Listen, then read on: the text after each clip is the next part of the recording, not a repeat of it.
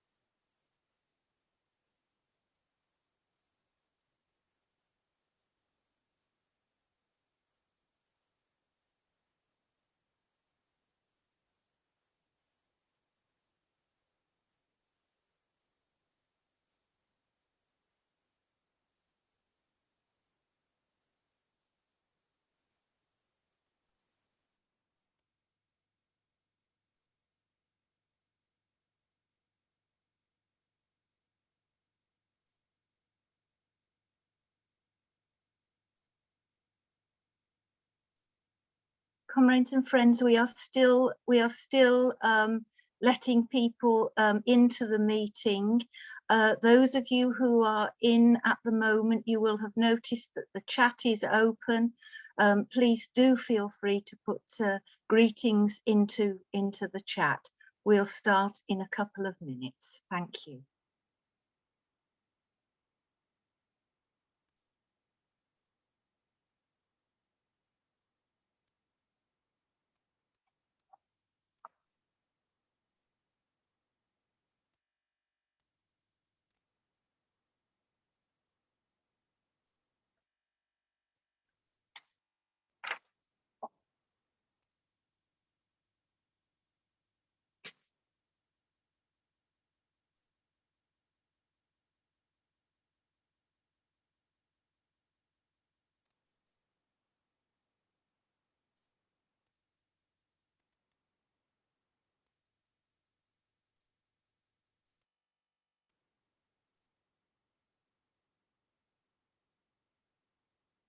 Well, good afternoon, comrades and friends, joining us from Britain and from across the world.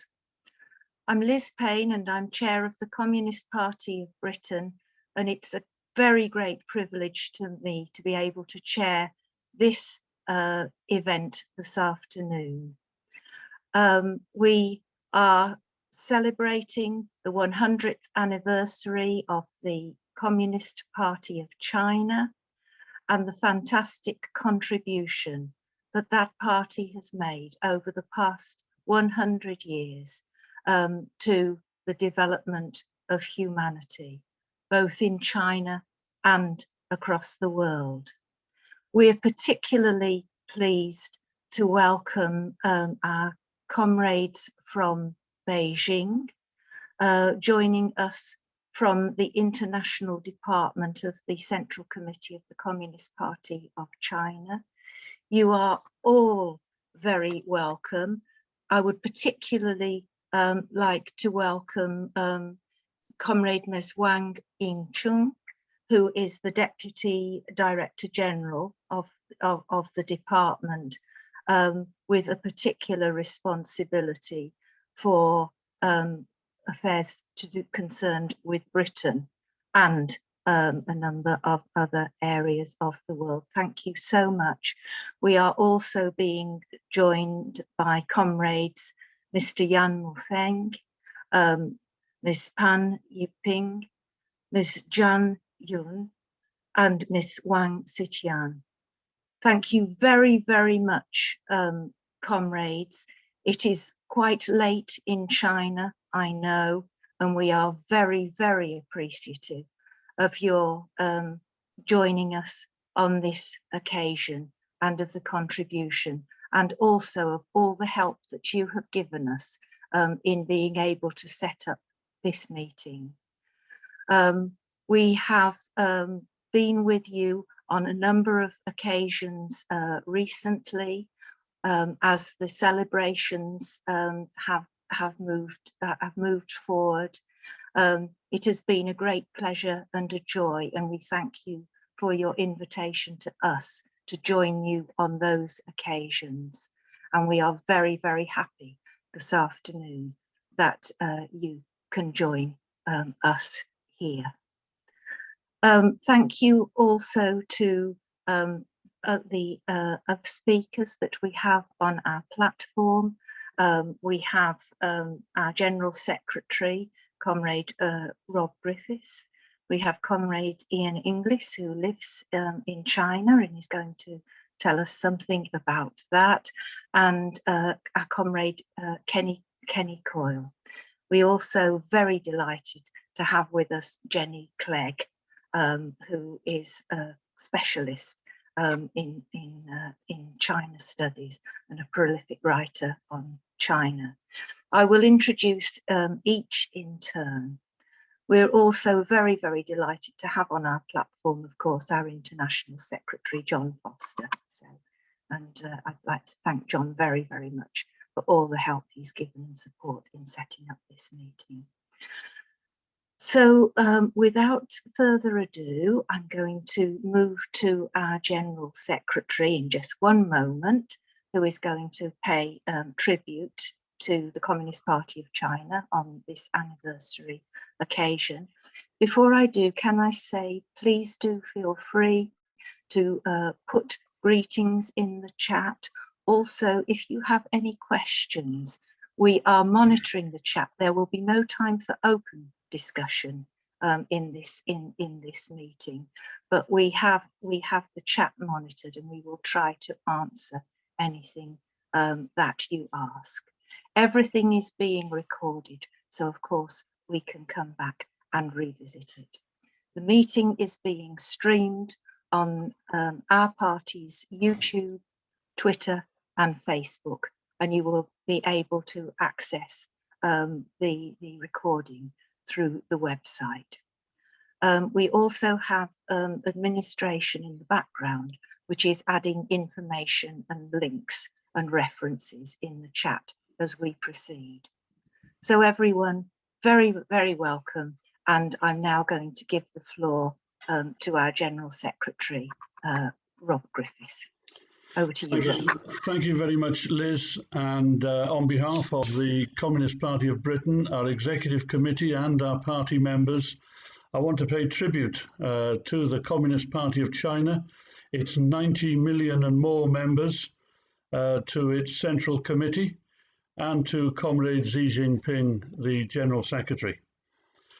Comrades, it's a great honour to pay this tribute, because we know that the Communist Party of China is, above all else, and has been, a party of mass struggle, a party of enormous sacrifices, a party of heroic struggles for the national sovereignty and independence of their country, the struggle against the right-wing Kuomintang nationalist forces in the 20s, 30s and 40s, in the struggle against foreign occupation by the imperialist powers and then by the Japanese occupation forces in the 1930s and 1940s.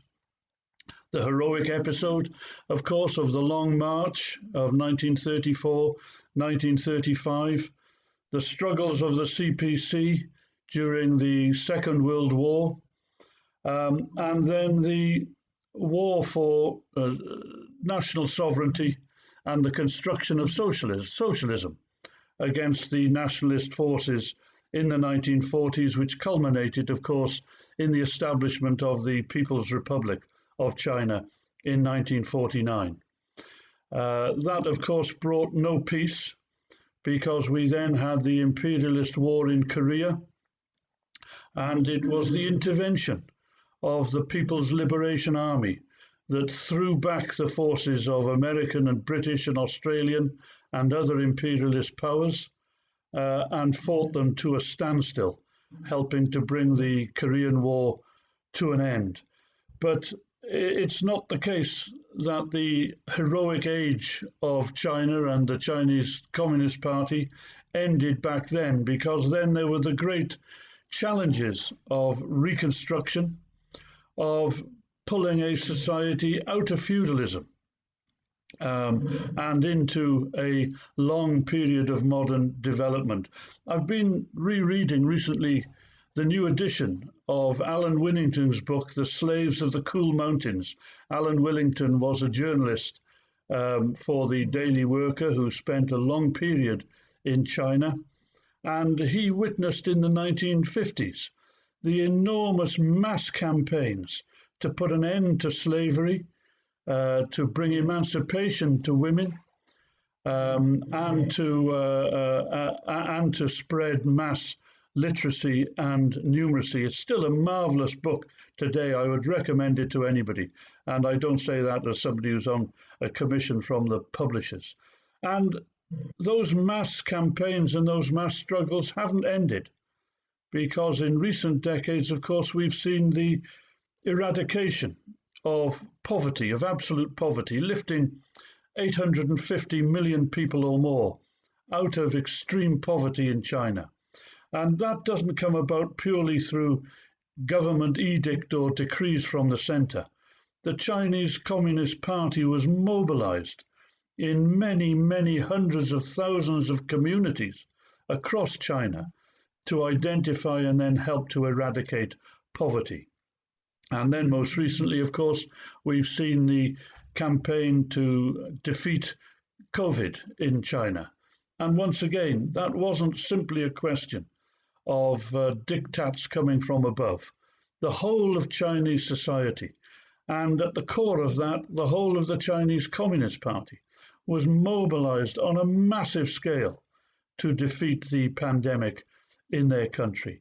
Throughout many of these struggles, the Communist Party in Britain has stood in solidarity with our Chinese comrades. The Hands Off China campaign in the mid-1920s, the visit of our founder member, a legendary figure in the British trade union movement, the visit of Tom Mann and his delegation from the Red International of Labour Unions to Wuhan and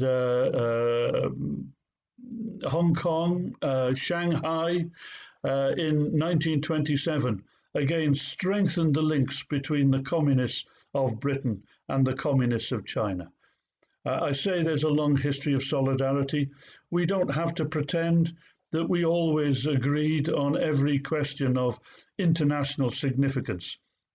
But even when the two parties have disagreed, we have tended and succeeded by and large to keep those disagreements on a rational and even a comradely level. And today, as we stand shoulder to shoulder with the Chinese Communist Party against this new Cold War that's been launched by the imperialist powers. We're very clear why we take that stance. China has utilized some of the mechanisms of developed capitalism. We understand that. Lenin did the same in the 1920s in Russia. But China is still fundamentally a socialist country. Key sectors of the economy are in different forms of social ownership. The economy is centrally planned, and the Chinese Communist Party is in power. So we are in no doubt at all that the Chinese Communist Party remains on the trajectory of building a humane, peaceful, harmonious socialist society, a fully developed socialist society, and what spectacular steps they are taking towards that goal. I would also just say, for those who may not be aware of the extent to which the Chinese Communist Party has come to play a leading role in the organised international communist movement. There was a long period, of course, there were differences with the Soviet Union and other socialist parties. There was a long period of difference and even division in the international communist movement. That was brought to an end quite decisively some decades ago. But what we have seen since then is the very, very encouraging advance made by the Chinese party to play a bigger and bigger role in the international communist movement. But always, and I think this should be emphasized, always on the basis of strict equality and mutual respect between the different communist parties. We are a relatively small party in the international communist movement, but I have to say that our Chinese comrades treat us with the same warmth, the same comradeship, the same sensitivity, the same considerations as they do every other communist party, regardless of its size. I'll just finish by saying, on a personal note, I've been very fortunate, having the honour to be General Secretary of the Communist Party of Britain. I've been very fortunate to be able to visit China some 6 or 7 times in recent years. I've seen for myself the enormous world historic changes that are taking place in that country and its society and that are still going on today. I also know this.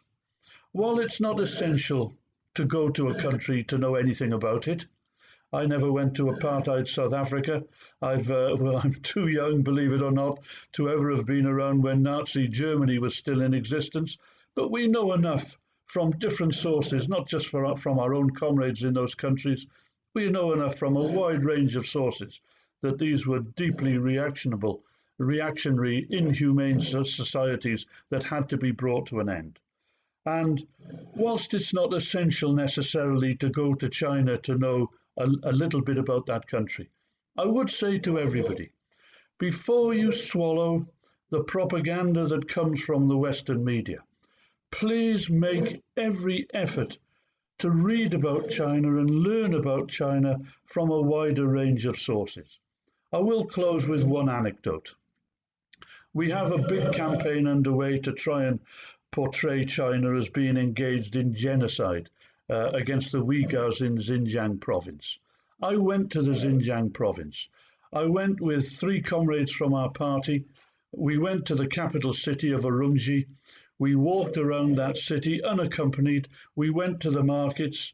We saw people chatting. We went to the mosques. We saw public life taking place there. And what was very noticeable was that everywhere we went, we heard the Uyghur language. The officials we met, the party officials and the municipal officials, most of them were Uyghurs and their first language was Uyghur. Our translators from Beijing had to stand down because they couldn't understand the Uyghur language. All the public notices and road signs and so on were in Uyghur first, followed by Han Chinese and sometimes by Russian, because of the small Russian minority community that's existed there for many decades. When we got back to Britain, within a week or two, I opened a copy of The Guardian. I don't make that mistake these days, but I opened a copy of The Guardian, and I read of a speech at the European Parliament by the so-called president of the so-called World Uyghur Congress, and he told the MEPs that the Uyghur language in Xinjiang province was banned, that all the officials, party and state officials, were Han Chinese and therefore didn't even speak the Uyghur language, and that all public notices were in Han Chinese only because the Uyghur language had been outlawed. The four of us had just been there. We had just seen with our own eyes and heard with our own ears. The Uyghur language was everywhere. The top officials were Uyghur people. So I would say this, without making any comment about the position in Xinjiang today, please don't necessarily believe a word that you read in the Western press or hear from the Western broadcasting media. Please don't believe a word that you hear from them automatically. Check other sources, because you may find, as we found, that the situation is fundamentally different to the one that's portrayed here in the West. Anyway, enough from me. I'm looking forward very much to the contributions from the other speakers, because I know that some of them know far more about China and the record of the Chinese Communist Party than I do. But I'm delighted to express our congratulations to our Chinese comrades on this auspicious occasion. General Secretary, thank you very, very much for those words and for the sentiments that you've expressed on behalf of the Executive Committee and every member of the Communist Party of Britain. I'm going to move directly now to the contribution of Comrade Ms. Wang Yingchun. We are so very, very grateful to see you here, very privileged to hear you. Comrade is the Deputy Director General of the International Department of the Communist Party of China. We have met her on a number of occasions at the present time in our relations with the Communist Party of China and in our celebrations of the 100th anniversary. And I want to thank the Communist Party of China through her for all the invitations and the work that we are able to do together. Also, I said that we had met her many times in the immediate period in the run-up to this meeting, but we of course also knew her when she was posted in London at the embassy. It's fantastic to have you here again, and I'm going to ask you now, please, to deliver your contribution. Thank you very much. The floor is yours. Okay. Comrades from the C.P.B and friends, first, many thanks to the warm introduction by Chair Comrade Liz and the important and inspiring contribution by General Secretary Comrade Robert. It's always a pleasure to see C.P.B friends, old or new, in person or online. I would like to express our heartfelt appreciation to the C.P.B for hosting this important event, celebrating the 100th anniversary of the Communist Party of China, and for your kind invite. In particular, I would like to thank you for your warmest messages of congratulations on the centenary of the C.P.C, and for your attendance and strong support in a series of events hosted by the IDCPC this year, including the most recent C.P.C and World Political Leaders Summit. It is fair to say that it is your contribution that made these events more successful. Comrades and friends, as we celebrate the 100th birthday of the C.P.C, it is a great opportunity to look back on the past journey and look ahead to the future. In the past 100 years, the C.P.C has been adapting Marxism to the Chinese context, and the capability of our party and the strength of socialism with Chinese characteristics are attributable to the fact that Marxism works. One defining feature of Marxism is people nature. As a Marxist party, we believe this country is its people and the people are the country. So upholding the party's fundamental purpose of wholeheartedly serving the people, the C.P.C practices a people-centered philosophy to bring earth-shaking changes to the fate of Chinese people and improve their well-being. Since day one, the Chinese communists, represented by Comrade Mao Zedong, have committed to striving for the Chinese people's well-being. From 1921 to 1949, the C.P.C led Chinese people in new democratic revolution and established the People's Republic of China. We thus ripped the tag, the sick man of East Asia, off and stood up in front of the world. For the first time, the Chinese people become the masters of the country.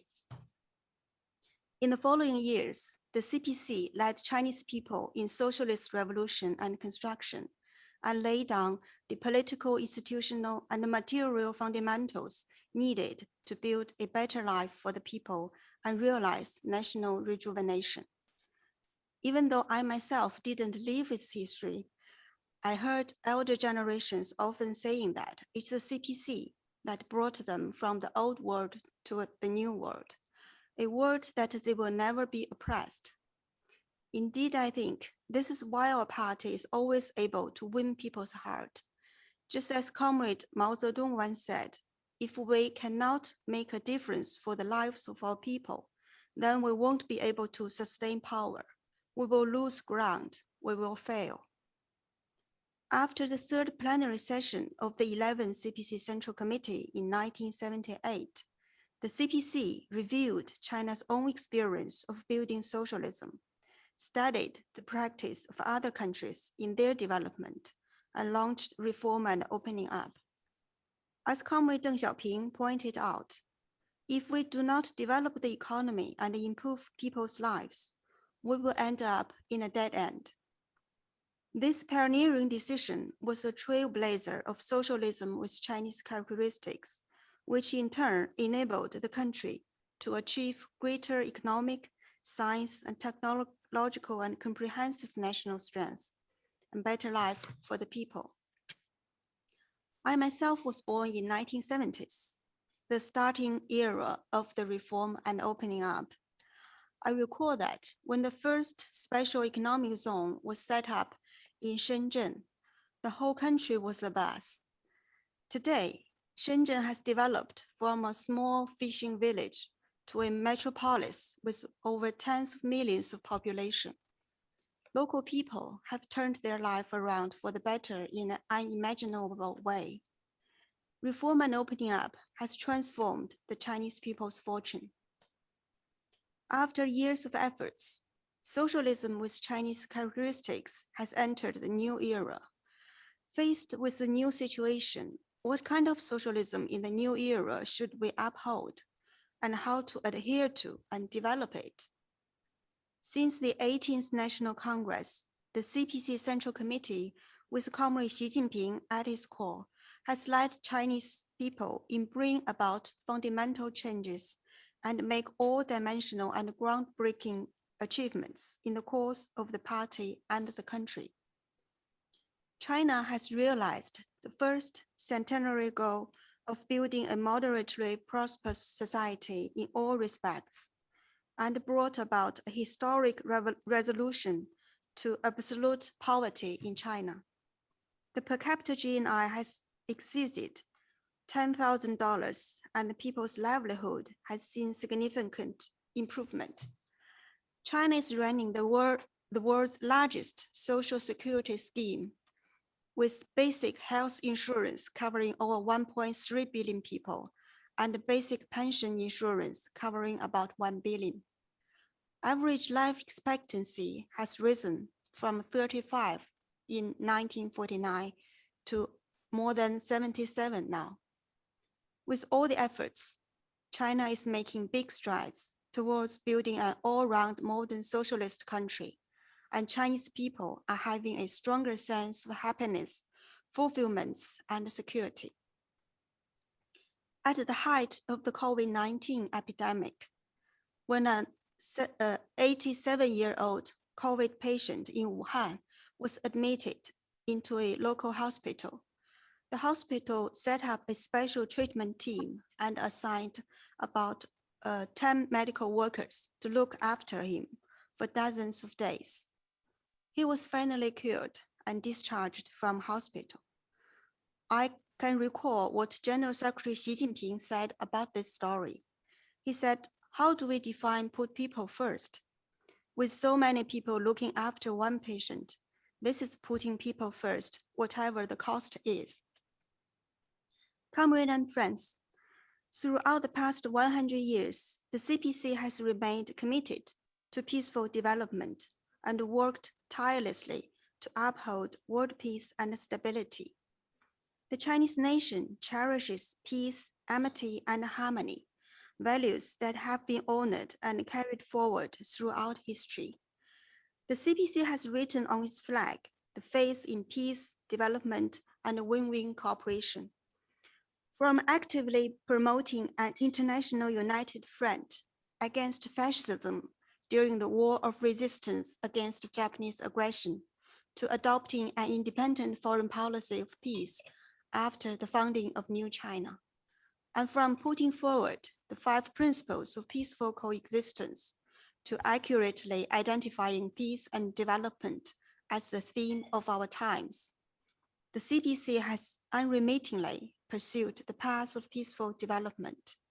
It has remained committed never to seek hegemony, territorial expansion, or spheres of influence, and has achieved development by upholding world peace and promoted world peace through its own development. First, under the leadership of the C.P.C, China will continue to stay committed to the path of peaceful development. We do not carry aggressive and hegemonic traits in our genes. The Chinese people, after suffering tremendously from foreign aggression and colonialism in modern times, and having eventually regained independence and liberation, would by no means bring the same suffering to people of other countries. China adheres to an independent foreign policy of peace. China's development won't pose threat to anyone, but will only bring more development opportunities to the world. As a global force for peace, China so far has dispatched a total of over 50,000 peacekeepers to the UN peacekeeping missions, making it the largest troop contributing country among the permanent members of the UN Security Council. On the journey ahead, we will remain committed to promoting peace, development, cooperation, and mutual benefit, and continue to work with all peace-loving countries and peoples to promote the shared human values of peace, development, fairness, justice, democracy, and freedom. Second, under the leadership of the C.P.C, China will continue to make new contributions to shared development of all countries. As General Secretary Xi Jinping points out, development holds the key to people's well-being. On the road to the well-being of all mankind, no country or nation should be left behind. All countries and nations are equally entitled to development opportunities and rights to development. For example, China has made special contribution to global poverty reduction cause. So far, all the 99 million rural residents living below the current poverty line in China have been lifted out of poverty. That means we have met the poverty reduction target set out in the UN 2030 Agenda for Sustainable Development 10 years ahead of schedule. On the journey ahead, we need to enable all countries to step up development cooperation and jointly oppose the practice of seeking technology blockade and divide, as well as decoupling. We stand ready to work with the international community to improve global connectivity and promote high-quality development of the Belt and Road Initiative, so that more countries and peoples will be able to share the fruits of development. Third, under the leadership of the C.P.C, China will continue to work to build a human community with a shared future. As General Secretary Xi said at the C.P.C and World Political Parties Leaders Summit, we stand ready to work with the international community to ensure more countries and peoples to share the fruits of development. Let us make even greater contributions to the buildings of a community with a shared future and that of a better world. For example, one of the most urgent tasks of the world now is to speed up efforts to build a great wall of immunization and secure an early victory against COVID-19. Since the outbreak of the pandemic, China has done its best to provide over 500 million doses of vaccine to nearly 100 countries, even though the domestic supply is quite tight. We did that because we take it as our responsibility to contribute to the shared good of all countries of the world. The origin tracing of the coronavirus is a serious matter of science in nature, and it is a collective responsibility of all countries and should be carried out worldwide. China has taken part in relevant international cooperation in an open and transparent way, and has, on the basis of rigorous analysis and study, released a joint report on the origins of the virus with the World Health Organization. On this particular question, we must firmly reject any attempt to politicize, label, or stigmatize the virus.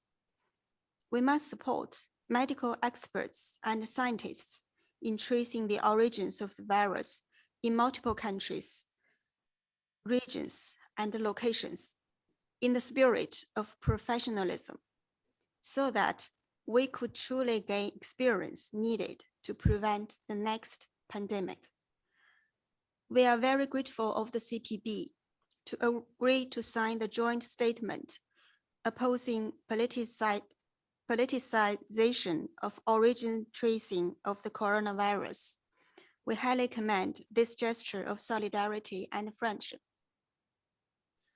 Comrades and friends, as we are celebrating the 100th anniversary of the C.P.C, comrades from the C.P.B must be as proud as we are, as you just celebrated the 100th anniversary of the founding of Communist Party in Britain last year. The C.P.C values very much the long and enduring friendship between our two parties. We understand and support each other on a raft of issues and are committed to address the common challenges facing the world together. Going forward, we remain committed to deepen exchanges and cooperation with the C.P.B, working together for the continuous development of the international communist movement and an open, inclusive, clean, and beautiful world with lasting peace, universal security, and common prosperity. Thank you very much. Comrade, thank you very, very much. Were we in the physical room with you at the moment, we would all be on our feet, giving you and the Communist Party of China a standing ovation. Thank you so much for everything that you have said, what you have explained to us, your review of the historical record of the contribution that you have made to the development of the Chinese people and of humanity, and for your pledge that development can go hand in hand with peace, and everything that you are going to do in the future to ensure that that happens. We, of course, absolutely reject the Cold War that is being brewed to oppose what you are doing and what you have just described. Cold War and hot war does nothing whatsoever for any working people across the world. It only benefits the huge companies and the big business. So thank you for what you have said. Congratulations to your party. And we're now going to move to watch some film footage that is from your archives. Thank you very much for finding that for us. And it is about the 100 years of the party. It lasts about 5 minutes, just a little less than 5 minutes. Thank you.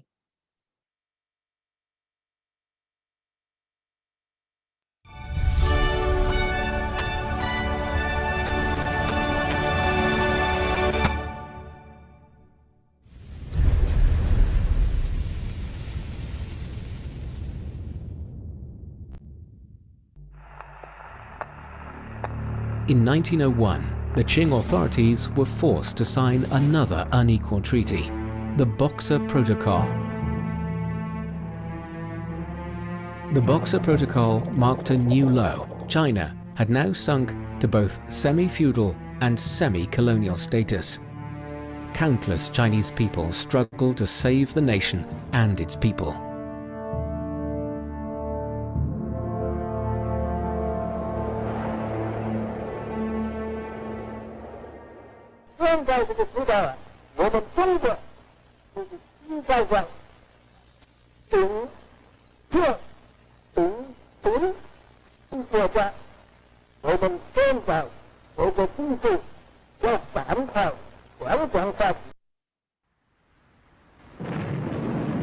The success of the Russian Revolution of October 1917 introduced an ideological alternative, Marxism.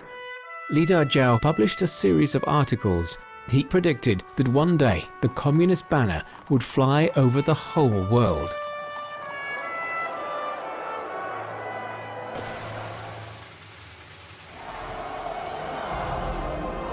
On May 4th, 1919, a nationwide patriotic movement was born, the May 4th Movement.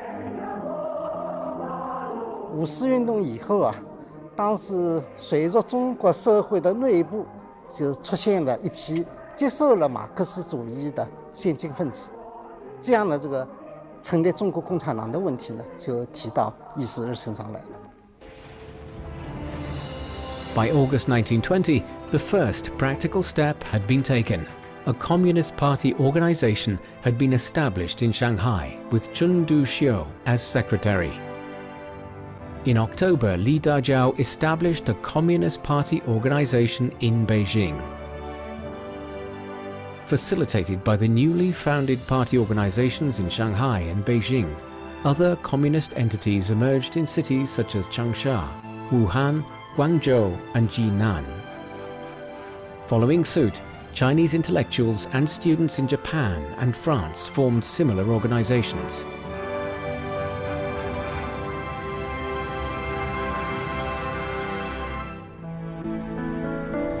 Number 76, Xingye Road, Shanghai, a historic building of global significance. Here, 100 years ago, a remarkable gathering took place, the first ever National Congress of the Communist Party of China. During this first National Congress, several important decisions were made. Communist Party of China confirmed as the party's name, and socialism and communism specified as its goals. The founding of the Communist Party of China marked the beginning of a revolutionary new chapter in the history of the Chinese nation. The birth of the Communist Party in China would bring about the fulfillment of the Chinese Revolution.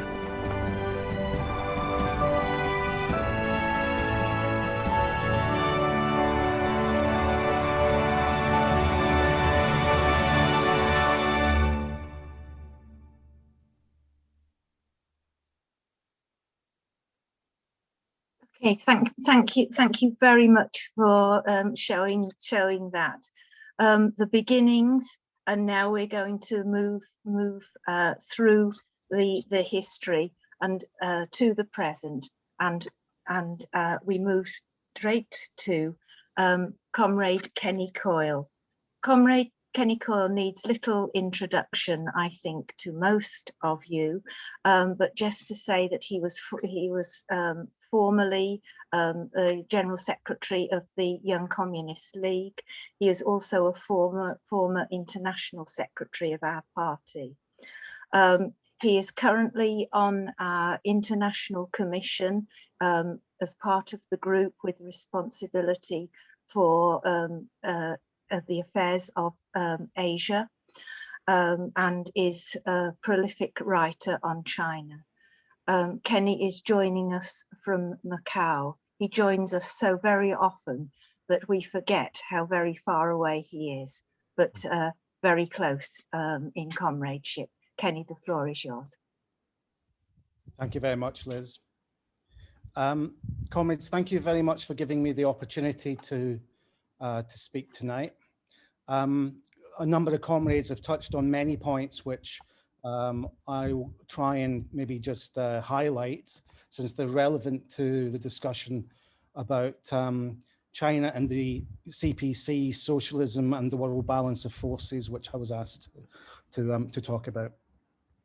I think the first point we need to remember is that the Communist Party of China has accumulated more experience in its 100 years than we might think in terms of its ruling and its governing abilities and experience. We think perhaps only of the period from 1949 onwards, the establishment of the People's Republic of China.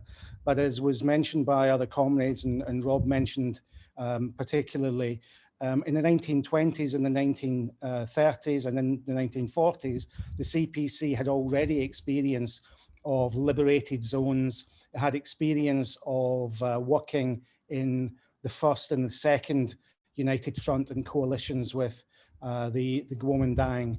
So this is a party that has accumulated an enormous amount of experience. And I think it's one of the weaknesses of the international left that we have often ignored or not paid enough attention to the history of the C.P.C. So I think it's a very important initiative taken by our party.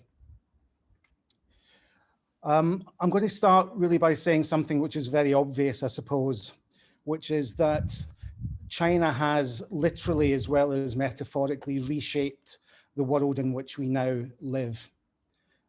Since the Industrial Revolution, two English-speaking capitalist countries, the United Kingdom and the United States, were in turn the largest and most dominant economies on the global stage. And now China is about to displace the United States to become the world's largest economy. And in fact, according to some calculations, China has already done that.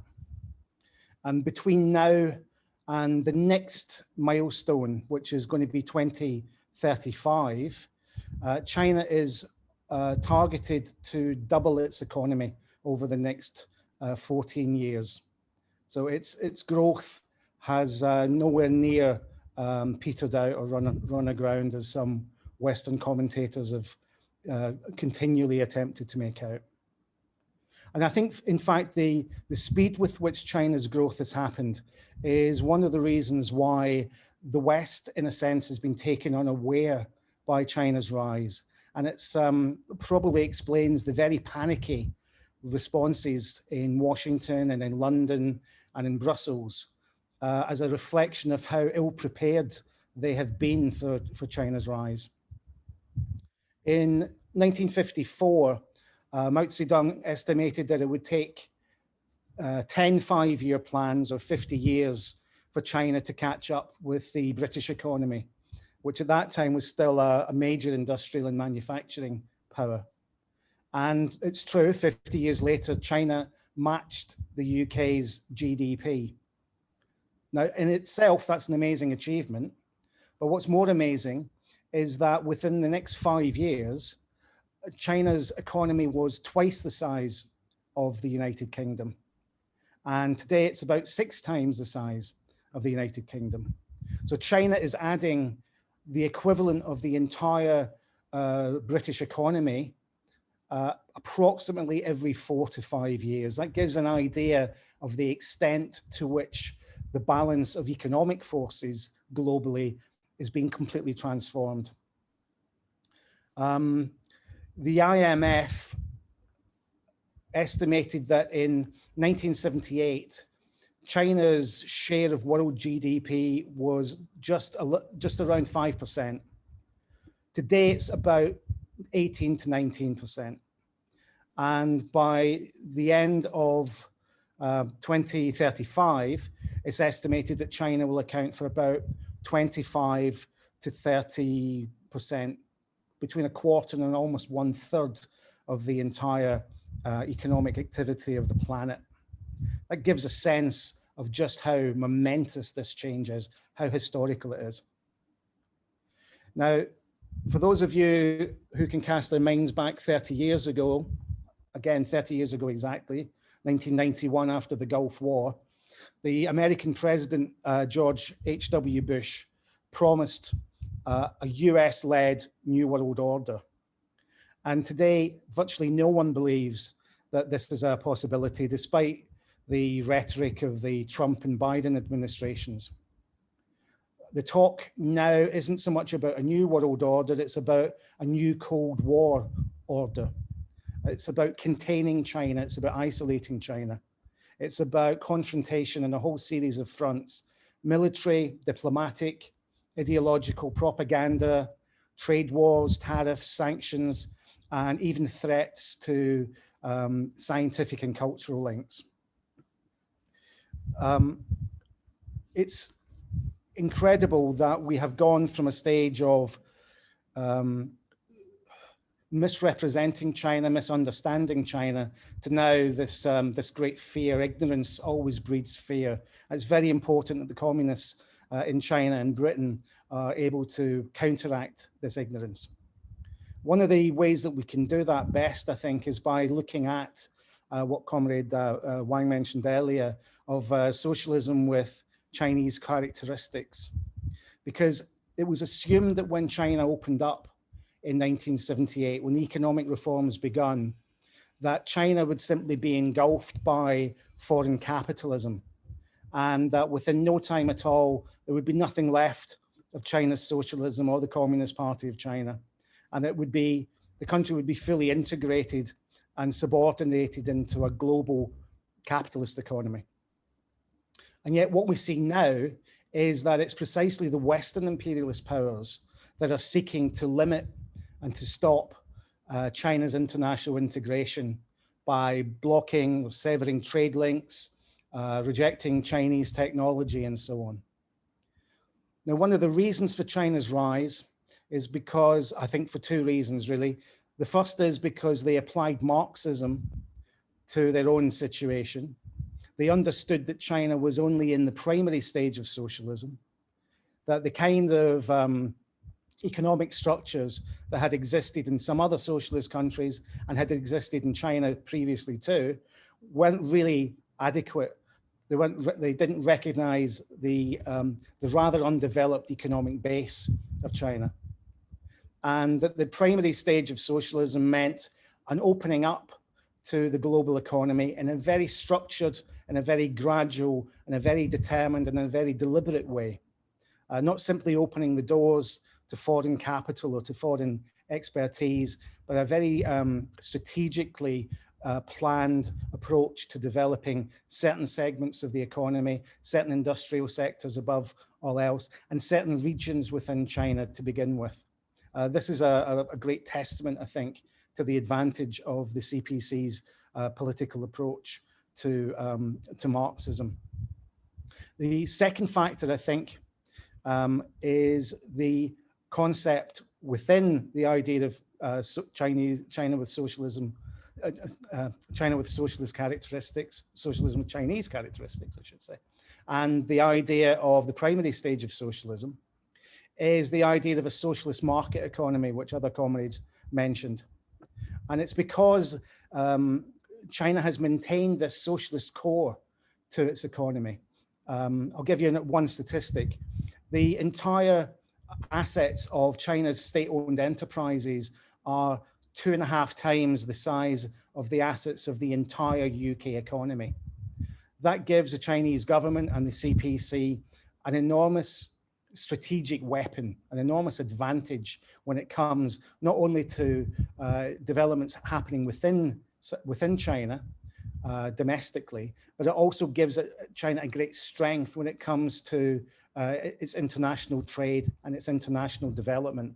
And it's for that reason, of course, that the destruction of the socialist sector, of the privatization of the state-owned enterprises, has always been one of the main demands of Western imperialist powers. It's precisely this state sector that gives China gives the Chinese economy its backbone, which is very, very important for how the other parts of China's economy develop. It's one of the reasons why China has been able to rise step by step into this economic powerhouse without the expansionism, the empire building, the colonialism that characterized the rise of Britain and the United States. So what we have to do, I think, in the international left and in the British left, not just communists, but all other left forces, is try not only to see the opportunities that have been given to the Chinese people by China's rise, but to see the many opportunities that open up as China's increasing strength on the global stage allows left forces to take advantage of an emerging balance of forces, which is very different from the one that has existed for the past few decades, and to make sure that this new balance of forces works in the interests of peace and socialism. Thank you very much. Kenny, thank you very much, comrade, for that very profound insight into the developments of the C.P.C and the contribution that they are able to make to development in China, and particularly where you ended the thoughts about what we should be doing, not as simply as it were the audience and observers of development, but as, in a sense, the custodians of development, international custodians on behalf of the peoples of the world. It is an international struggle, and thank you very much for your contribution. I'm going to move now to Dr. Jenny Clegg. It's great to have you with us, Jenny. Again, many of you are very familiar with Jenny and her contributions and her work. Jenny first visited China, I believe, in the early 1970s. She has had an academic career lecturing in international studies and has been a specialist in China, a prolific writer on China, and we particularly want to note her book, China's Global Strategy Towards a Multipolar World, and that is the theme of Jenny's work, the contribution that China makes to that potential of there being a multipolar world, not a bipolar world. Jenny is on the Council of CND, and she is a supporter of the campaign No to Cold War, and has chaired several of its meetings. Jenny, it's great to have you with us, and the floor is yours. Thank you.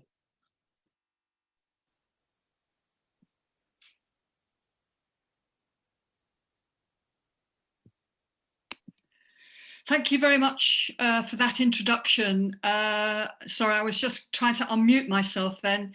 And thank you very much for this invitation to participate in this very valuable event. I won't actually be talking so much about a multipolar world. coming later rather than sooner in the panel, one risks repeating what other people have said, but perhaps if I do, perhaps I'll do so in a way that develops points rather than simply repeats them. So, of course, the 100-year history of the C.P.C. is a history of the development of the party's relationship with the people. As China marks this anniversary with the achievement of eradicating extreme poverty, I recall the words of the English historian R.H. Tawney, who in 1932 was famously to describe the condition of the Chinese peasant, the vast majority of the Chinese people, as standing up to his neck in water such that the slightest ripple could drown him. Yet it was even worse than that, as in those pre-revolutionary years, frequent ripples did, in fact, extinguish millions of Chinese lives, not only through actual floods, but also through famine, as the state, drained by the indemnities imposed by the imperial powers, we heard about the Boxer indemnity, the state was unable to maintain any of the traditional protections for the peasants and agriculture. What changed China was the land reforms successfully organized by the C.P.C., that and the liberation of the country from invasion and domination by foreign powers. And what strikes me most about those early years after 1949 was the rapidity with which the government achieved internal stability after over a century of invasions, interventions, civil wars, and so on. And when I think about the state of Afghanistan or countries in the Middle East, Northern Africa, this achievement seems to me to be all the more remarkable, how quickly things can be solved with the right political direction. Now, land reform, land to the tiller, gave the peasants the means for survival. It didn't solve everything for them, but it gave them hope for the future. It's hard to understand the sheer gratitude that this earned for the party amongst the rural population. And to this day, it's possible to see slogans of thanks in the countryside saying, "Mao gave us land, Deng allowed us to get rich." It was this emotional support for the party that carried the new government through its first few decades.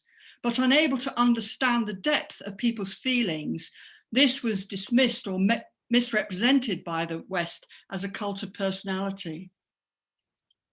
Now, the revolution of 1949 was to establish a people's democracy, setting limits to opposition by the former pro-imperialist and pro-feudal forces.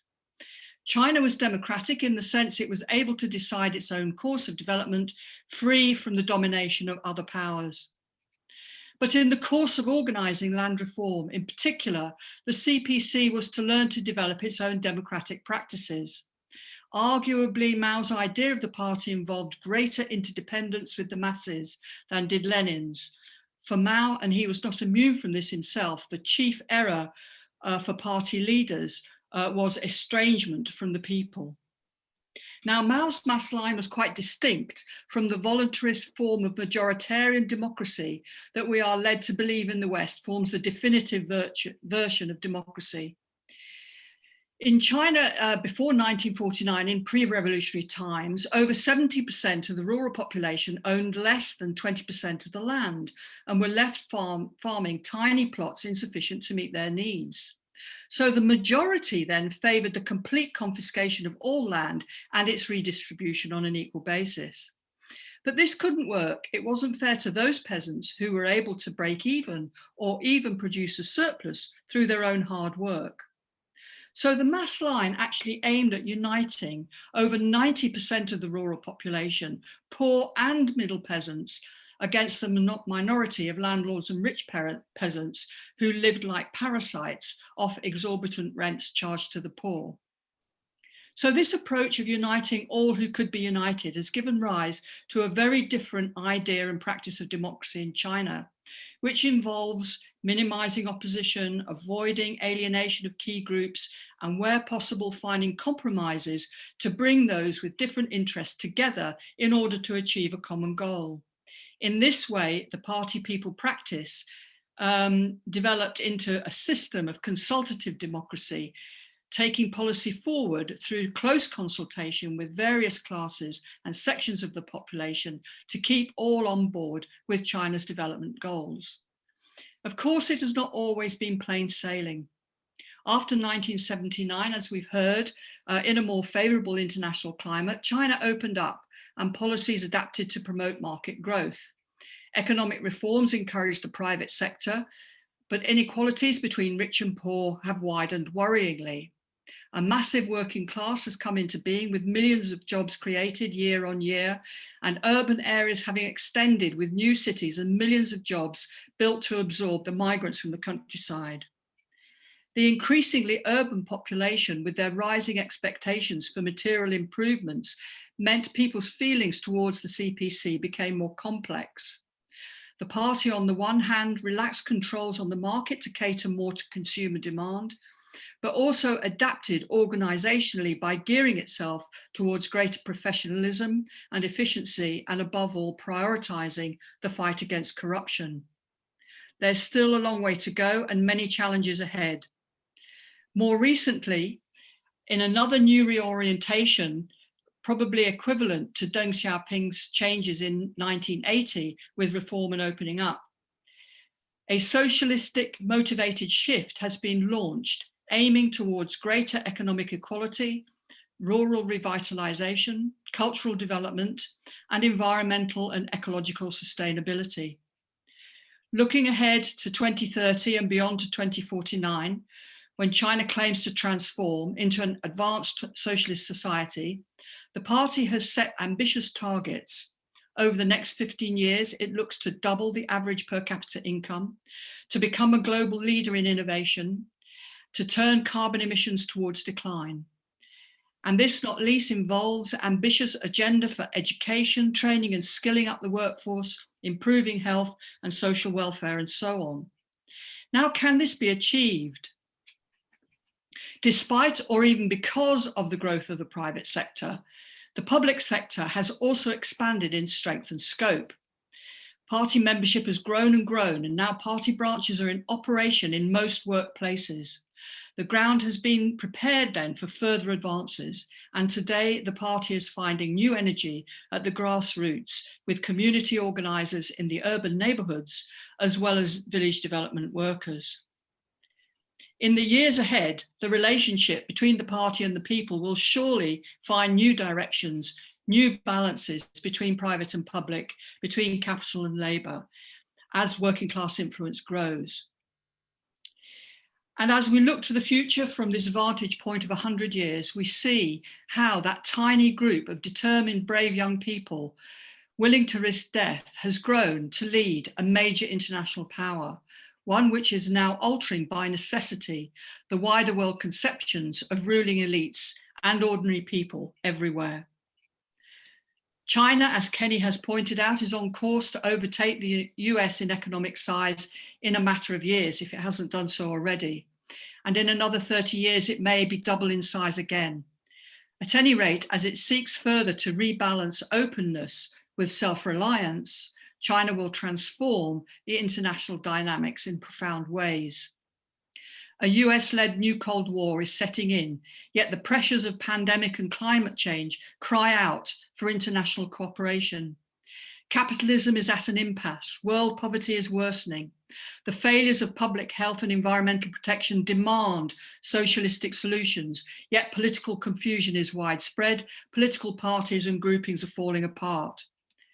China is steadily moving against this grain. Amidst the chaos, the C.P.C. leadership stands out in upholding a system of international relations based on equality, mutual benefit, cooperation, and peaceful coexistence. As the old politics falls apart, unexpected new patterns may emerge. Now, China does not set itself up as the model for socialism, and it doesn't need us to defend it. China will surely survive a new Cold War.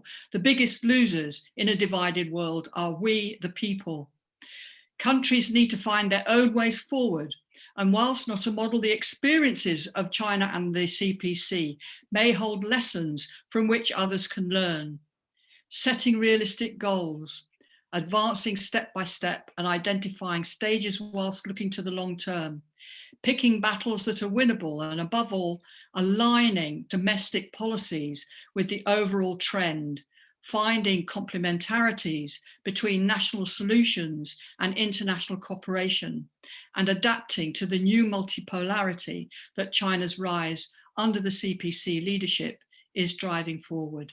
Thank you. Jenny, thank you so very much for that analysis.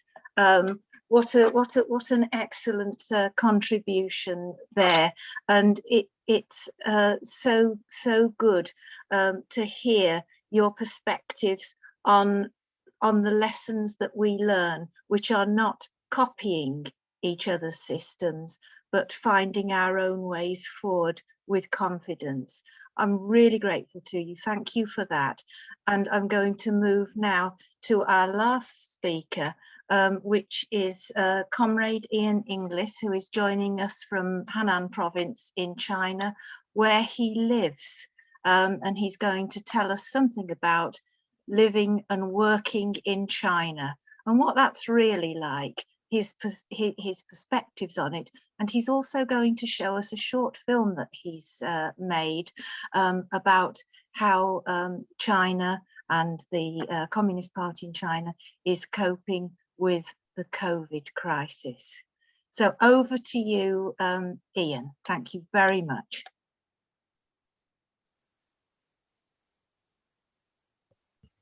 Thank you very much, Liz. Thanks a lot. Can you hear me? Yes, that's perfect. Oh, sorry. Okay. 同志们、朋友们，大家晚上好。首先，热烈庆祝中国共产党建党100周年，祝贺你们。Comrades and friends, good evening from China. It is a real pleasure to be invited to join the distinguished panel today to mark the centenary of the Communist Party of China. As a permanent resident of the People's Republic of China of almost 17 years standing, I'd like to try to add a personal slant on today's webinar by giving the benefit of my own experiences of living here. To give a bit of context, I moved to China in September 2004, where I now live with my wife and daughter, who are both Chinese citizens. We live in more or less the most southerly city of China on the tropical island province of Hainan, where I work as a presenter on Hainan television. My contribution this evening will be centered on 4 main points, namely poverty alleviation, environmental protection, the status of women in China, and the government's response to the COVID-19 outbreak. My work for Hainan State Television takes me all around the province and often into far-flung rural places. As such, I've been fortunate enough to witness firsthand the improvements in living conditions of many of its rural inhabitants. Having spoken to a range of people all over the island on this, the response from them has been categorical and unified. Their conditions had improved thanks to the government. A case in point is the mountainous Li ethnic village of Wangxia in west central Hainan, whose locals have turned their impoverished little backwater into a mountain retreat, offering, among other things, smart new guest houses and ethnic cultural evenings. Or the village of Tangan, located in the central city of Wuzhishan, right next door to the Wuzhishan Revolutionary Base, which has been helped greatly by those wishing to learn more about Hainan's revolutionary history, often referred to in China as red tourism. In many cases, relocation is part of the solution to poverty, such as the Li ethnic minority villages whose inhabitants used to live deep in the forest and were moved to a new site several kilometers away, partly to be nearer amenities, but also in one particular case I encountered, as the government had earmarked their section of forest as a national level nature reserve in a concerted effort to save the critically endangered Hainan gibbon. Environmental conservation and the Chinese Party's genuine desire to protect the environment is not simply empty rhetoric. One of Comrade Xi Jinping's famous phrases has bolstered this policy, and it has become an oft-quoted slogan. 绿水青山就是金山银山, or in English, lucid waters and lush hills are invaluable assets. This is translated here in Hainan into the complete banning of single-use plastics last year, the ceasing of sales of fossil fuel-driven vehicles by 2030, and the massive increase in electric car use, largely thanks to preferential government policies, the rise of agro-tourism, and a whole range of locally inspired grassroots eco-events, in some of which I have been involved, such as beach cleaning and even coral planting. The city of Sanya, where I live, has initiated a refuse separation system and in recent years has completely cleaned up its rivers and beaches. A personal issue that's very close to me, and is the main thing that I'd like to speak about this evening, is the status of women here in the PRC. I should like to try to illustrate the constantly improving situation for women by briefly telling the story of the women in my family. My wife's maternal grandmother, Jiang Guomei, was born into an educated family in what is now China's Chongqing municipality. Her father had been a private tutor and her husband was a man of letters who provided poetic scrolls for community events and ceremonies, such as funerals. Despite this, Jiang Guomei was still unable even to write her own name up until the end of her life.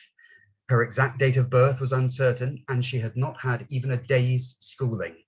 Such was the era when education for girls was simply seen as a waste of time, and so she was destined for a life of drudgery.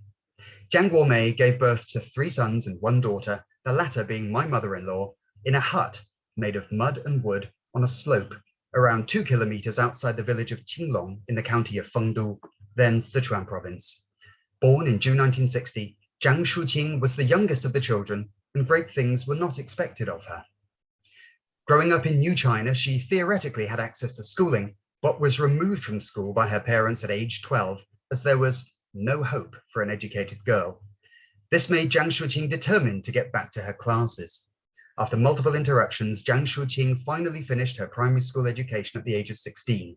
She then sailed through nursing college on a state scholarship, and upon graduating at 21, she was allocated a job as a state employee in the small town of Shetan, proving her parents most definitively wrong. It was here in Shetan that Yuanling, my partner of nigh on 18 years, was given life in 1983 as, of course, the only child of her mother and doctor father, Yu Changxin. Her tales of a shortage-stricken childhood in this out-of-the-way community do not seem to tally with the lives of youngsters, our own daughter included, in today's China.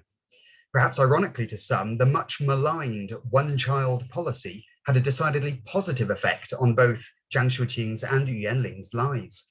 In keeping with tradition, my father-in-law, Yu Changxin, had really wanted a son and urged Jiang Shuqing to try for a second child in contravention of the law, apparently confident of being able to find some way around the restrictions.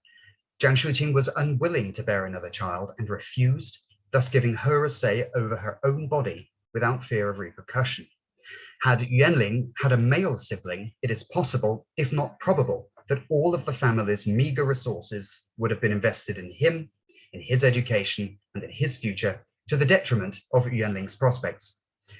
At age 18, she went to university in far-off Shanghai with the help of an interest-free loan that covered her tuition fees, while she was fortunate enough to be awarded a first-class scholarship of 5,000 Chinese yuan per semester to cover her accommodation and other living expenses. Needless to say, this was open to both male and female students, the gender gap in education, in higher education now having been closed. She went on to study her MA in Shanghai and her PhD in Macau. Meanwhile, a recently divorced Jiang Shuqing, boosted by her newly found freedom, decided to relocate to the county town of Fengdu and secured a job, this time through examination, as head nurse at the mental hospital until her retirement at the age of 55 on a full state pension of approximately £400 a month. In stark contrast to Jiang Guomei, who remained completely illiterate and languishing in poverty until her final days, her daughter had progressed from wooded incline to county seat, from squalid barn with a mud floor to owner of a 120 square meter, 3-bedroom, 2-bathroom flat with roof garden. Likewise, her daughter, Yuanling's life experience stands in sharp relief to her own, having progressed from humble beginnings to an upwardly mobile university lecturer and company owner. With these improvements in mind, it is with great optimism and enthusiasm that our daughter Molly advances with People's China into an ever brighter and egalitarian future. The final point I'd like to address, and has been touched upon already this evening, is the COVID-19 pandemic, which is now almost a thing of the past here in the PRC, but still festers on in many places, and the way in which it has been handled here in China. I'd like now to play a short video that I made in conjunction with Hainan state media during the initial lockdown here in March 2020. It includes a few of my observations on the measures that were put in place in my province of Hainan during the height of the pandemic here. And Chair, if you'd be so kind as to play the video.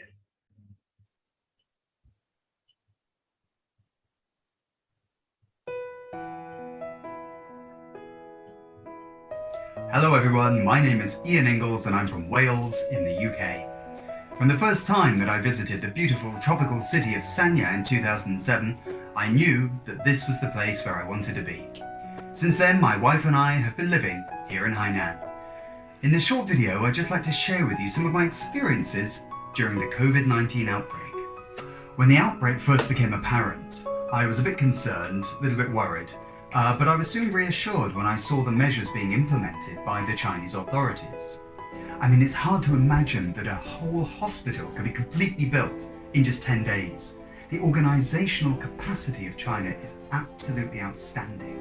Another thing that amazed me was the tens of thousands of medical personnel who chose to go to Hubei to do their bit in helping out Wuhan. I think you'll agree they are the real heroes of this crisis. In the middle of last month, the British government advised all British citizens residing in China to leave as soon as possible. We thought about leaving and we even bought air tickets home, expensive ones at that. But as the situation in China continued to improve, we became more confident that remaining in China would be the right thing to do. We foreigners in China are often called Lao Wai. While we may be foreigners, we're certainly not strangers. During the epidemic, a lot of foreigners in China made their own contributions as a way of showing their friendship and solidarity. When I was on holiday in Laos recently, I managed to buy 300 face masks, which I then donated to the Sanya People's Hospital. My daughter was born in that hospital, so giving the masks to them was very important to me, my small way of repaying some of the kindness that they had shown to me and my family. During the winter holidays, some of my foreign friends and acquaintances from Hainan travelled abroad or went home to spend the holiday with their families.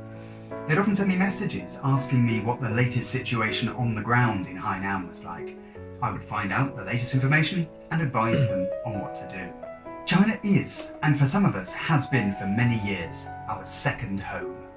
China has been a great friend to me and to many of my fellow Lao Wais. As the old English adage goes, a friend in need is a friend indeed. During the Spring Festival, I travelled back to Hainan from Laos and was asked to self-isolate at home for 14 days. Many residential compounds in Hainan are under strict control as to who comes and who goes. Public areas such as lifts are being disinfected daily, many with tissues being provided. Being a returnee from overseas, I and others like me were given a letter from the Hainan Provincial People's Government offering contact details of various government services, as well as what to do should you have any symptoms, which gave me confidence that things here were being closely monitored. The letter even had an English version. All of this makes it clear to me that Hainan is taking the COVID-19 outbreak very seriously and is implementing effective measures. If I want to go out during this period, I have to don my full gear. A face mask is an absolute must. People are joking now that even God needs to wear a face mask these days.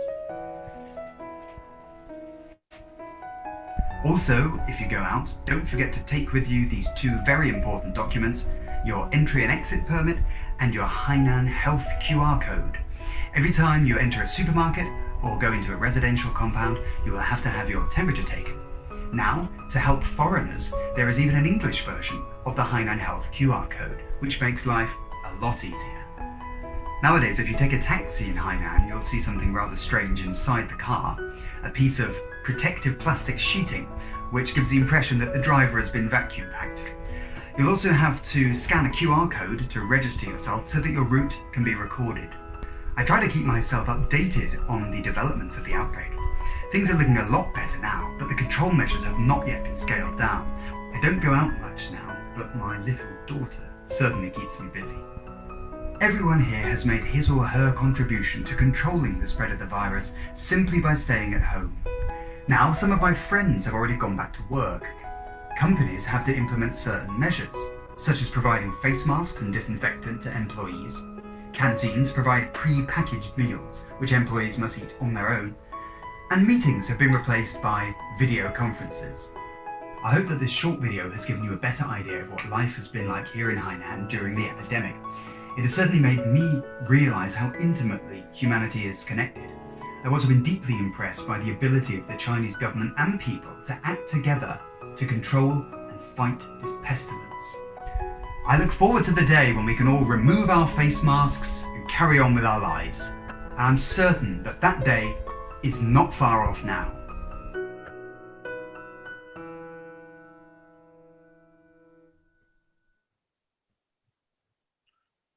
Thank you, Chair.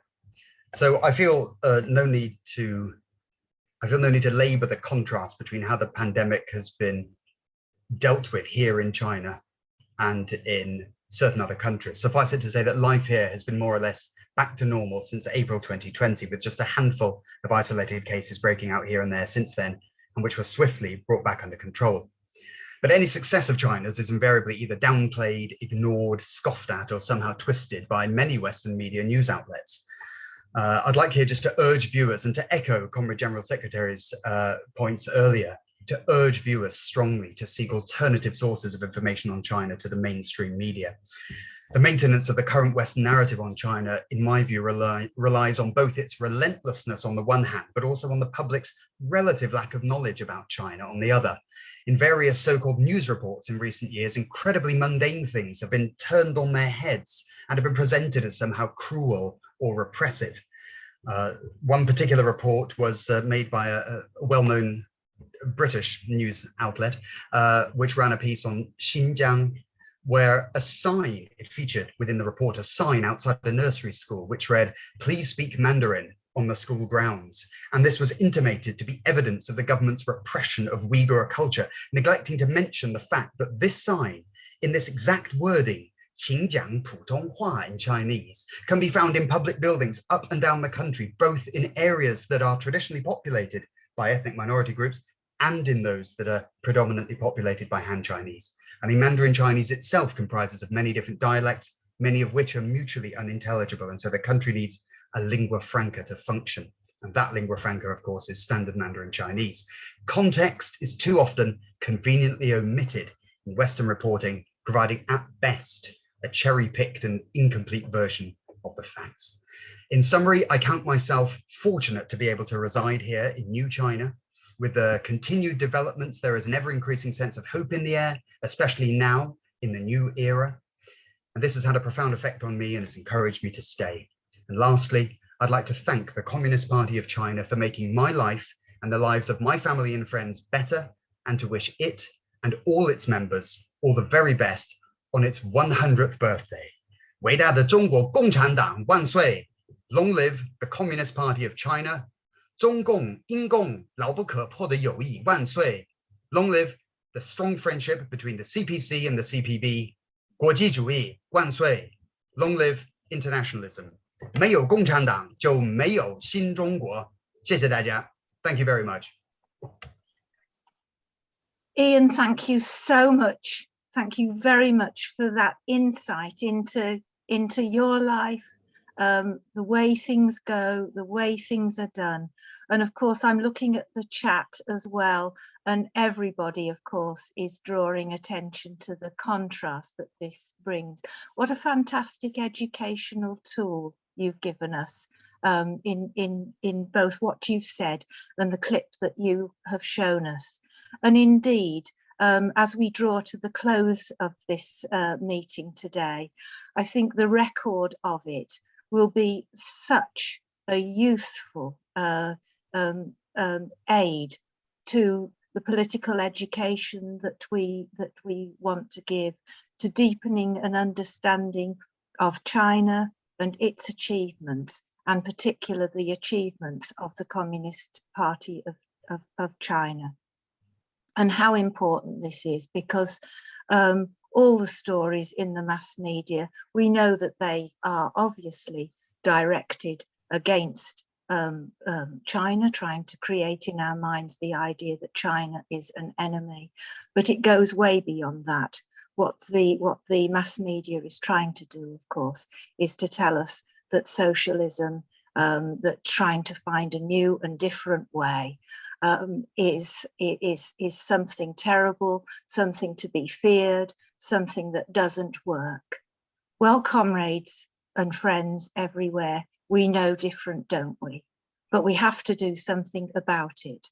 And I think the biggest pledge that we can give on the 100th anniversary of the Communist Party of China is to pledge that we will go forward to find in our countries and in our communities the way forward to socialism, to make analysis and to understand, but also to stand with, of course, the communist parties across the world and the Communist Party of China in its moving forward into its second century and taking that very special role that has been described here today in development and in peace.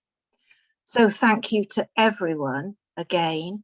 I can't say it in Chinese as Ian has done, but certainly I know that everybody who is here, in our webinar, everyone who is watching on Facebook, YouTube, and everyone who will look at this in the coming days will want to join me in saying congratulations on your 100th anniversary, and absolutely our solidarity in your struggle in the coming 100 years.